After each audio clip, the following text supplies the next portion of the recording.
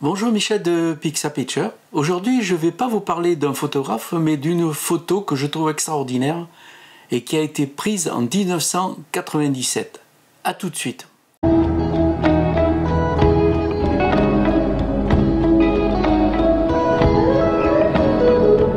Nous sommes le 24 août 1997 au large de Porto Velho sur le yacht du milliardaire Mohamed Al Fayed. C'est là que le photographe Stéphane Cardinal va prendre cette photo extraordinaire. Qu'est-ce qu'on voit? On voit Diana en maillot, au bout d'un plongeoir, pensive, toute seule, au milieu de la photo, avec simplement au fond une mouette qui passe. Alors le cadrage de cette photo, normalement, ne devrait pas être considéré comme valable, parce qu'il défie toutes les lois de l'esthétique, enfin de la pseudo-esthétique, puisque de toute façon, là, on voit, qu'est-ce qu'on voit? On voit Diana, le personnage principal, en plein au centre de la photo, à la fois horizontalement que vertical, ce que normalement, il ne faut jamais faire. Il y a toujours la règle des 2 tiers, comme l'horizon aux 2 tiers, ou les 2 tiers, ou le nombre d'or, etc. Mais tout ça est bidon, parce que quand on regarde cette photo, elle est extraordinaire, elle est vraiment extraordinaire. Et elle est doublement extraordinaire parce que cette photo est trompeuse à plus d'un titre. Qu'est-ce qu'on voit? On voit la princesse Diana toute seule, pensive, qui a l'air heureuse et qui est isolée, si on veut dire, qui est tranquille, qui est... Mais si en fait on pouvait... Ce qu'on ne peut pas faire en photo, évidemment, parce qu'une fois que le photographe a fait cette photo, il a fait un cadrage, et sur ce cadrage, on voit personne, on voit une mouette et la princesse Diana. Mais si on pouvait reculer, qu'est-ce qu'on verrait? On verrait une meute de paparazzi sur des petites embarcations entourant le yacht de Mohamed Al Fayed pour photographier, essayer de faire des photos de la princesse Diana avec Dodi Al Fayed. Mais on ne peut pas. Et donc c'est ça qui est intéressant parce que cette photo va être la dernière photo glamour de Diana parce que à peine une semaine après, Diana va mourir dans un accident de voiture. Elle est rentrée avec son compagnon à Paris, à Place Vendôme, à l'hôtel Place Vendôme, et elle est complètement épiée par une meute de photographes.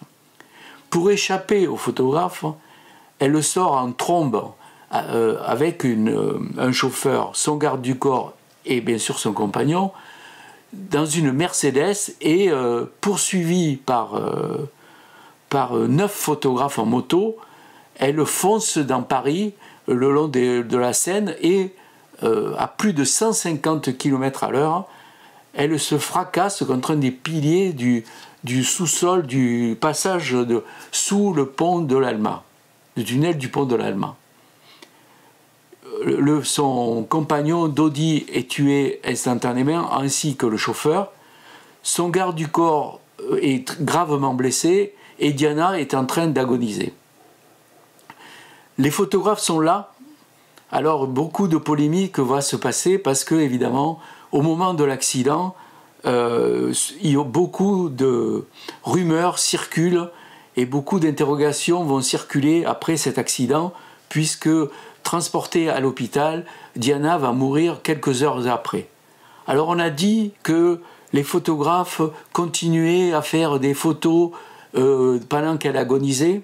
D'autres vont dire, et notamment certains les photographes qui étaient présents, notamment Langevin, un grand photographe de People, va dire qu'ils ont été les premiers à lui porter secours, appeler les pompiers, etc., etc.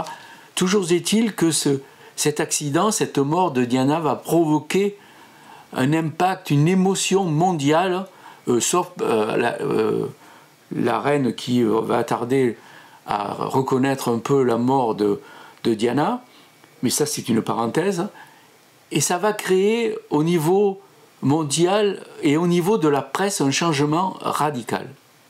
Parce que bien sûr ces photos, les photographes pensaient que des photos comme ça, horribles, auraient pu se vendre à prix d'or, mais de toute façon, arrivé sur les lieux, la police a confisqué les photos, et puis, vu l'émotion qu'il y a eu, est-ce qu'un magazine aurait pu prendre le risque de publier des photos de Diane en train d'agoniser? On ne sait pas. Toujours est-il que il va y avoir beaucoup de rumeurs au niveau de ce qui s'est passé, notamment des relations qu'avait Diana avec les photographes. Parce que c'est pas aussi simple que ça, parce qu'elle a toujours été, elle était vraiment entourée par les photographes, c'était vraiment le sujet en or pour les paparazzi. Alors je vous rappelle que paparazzi, ça a été donné par le cinéaste Fellini dans son film La Dolce Vita. Donc voilà. Donc les paparazzi, c'était vrai, Diana, c'était vraiment le sujet idéal, le sujet où on pouvait faire beaucoup de photos, surtout que vu la séparation avec le prince et le fait qu'elle commençait une histoire d'amour avec le fils d'un milliardaire, ça ne pouvait être qu'attirer les photographes. Même si les deux enquêtes menées à la fois en France et en Angleterre va révéler que c'est simplement un pur accident de la route, parce que la voiture, la Mercedes, roulait à plus de 150 km/h, alors que dans le tunnel, la limitation de vitesse était à 50, et surtout que le chauffeur avait un taux d'alcoolémie très élevé, et que donc en fait, les 9 photographes qui ont été incriminés, au bout de 2 ans, il y a eu un non-lieu, comme quoi en fait, la mort de Diana ne venait pas d'eux. Toujours est-il que ça a créé un énorme problème, surtout de tout ce qui est la presse, les tabloïds, la presse people, qui a commencé à se rendre compte que de ce genre de reportage pris comme ça par des gens au détriment en harcelant les comédiens, les stars, les vedettes, ça marchait plus, c'était plus commercial, et donc il y a eu un changement radical. On peut dire que la mort de Diana a signé la fin des paparazzi. Parce qu'après, bien sûr, tous les magazines, que ce soit Paris Match ou tous les People, ils ont trouvé notre système, plutôt que, en plus, parce que souvent, ces photos leur entraînaient des procès, là, du coup, ils ont fait un deal, ils font de plus en plus des deals avec les personnes qui veulent photographier, les stars, les vedettes et tout ça, en faisant croire que c'est des photos prises sur le vif, alors qu'en fait, c'est un accord total avec les personnes photographiées, qui sont d'ailleurs aussi rémunérées. Donc elles peuvent bien vérifier leur image, et puis du coup il n'y a plus de procès, on fait ça entre nous, tout est bien, qui finit bien. Alors voilà, donc cette photo, elle est la dernière photo glamour prise par des paparazzi de la princesse Diana. Cette photo, elle est quand même au-delà de tout ce qu'on pense qu'après, quand on pense qu'une semaine après, elle est décédée dans une Mercedes, alors qu'avant elle était comme ça en plein soleil avec son maillot bleu au bout d'un plongeoir, quelque part c'est un peu effrayant, cette espèce de raccourci qu'il peut y avoir. Mais si on regarde bien cette photo, c'est pour ça que je trouve qu'elle est géniale. Parce qu'il y a plein de choses dans cette photo. Il y a cette mouette-là, s'il n'y avait pas la mouette, ça ne serait pas intéressant. Il y a cette mouette, il y a l'attitude de Diana, elle n'est pas en train de plonger, elle est assise au bout du plongeoir, la tête penchée comme ça. Et pourquoi? Alors, il y a quand même, si vous voulez, ça laisse à la fois un sentiment de liberté, elle est libre, elle est débarrassée de tous les paparazzi, là, alors qu'en fait, ils sont derrière. Hein. Mais sur la photo, on a l'impression qu'elle est toute seule. Et ce que moi, je ressens de cette photo, cette magnifique photo, je trouve, c'est qu'elle est touchante parce que si on regarde bien le visage tourné, on sent quand même une énorme solitude de cette princesse qui, bien sûr, va finir victime de la popularité qu'elle avait et du fait que les photographes, c'était leur sujet idéal.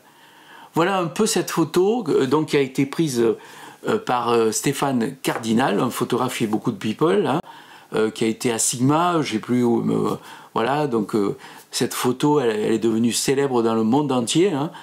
Voilà, reste la photo d'avant, d'une semaine avant, le bonheur peut-être, je sais pas, la solitude, le bonheur, on ne saura jamais. Toujours est-il que voilà, une photo extraordinaire qui raconte plein d'histoires et puis surtout qui prouve que la photo, ça n'a rien à voir avec la réalité, parce que là, on a un cadrage, on nous montre une princesse qui a l'air bien, qui a l'air tranquille, qui a l'air seule, qui qui profite de la mer, de la plage et d'un bateau, alors qu'en fait, à mon avis, derrière, il devait y avoir des dizaines et des dizaines de paparazzi qui essayaient de faire cette photo.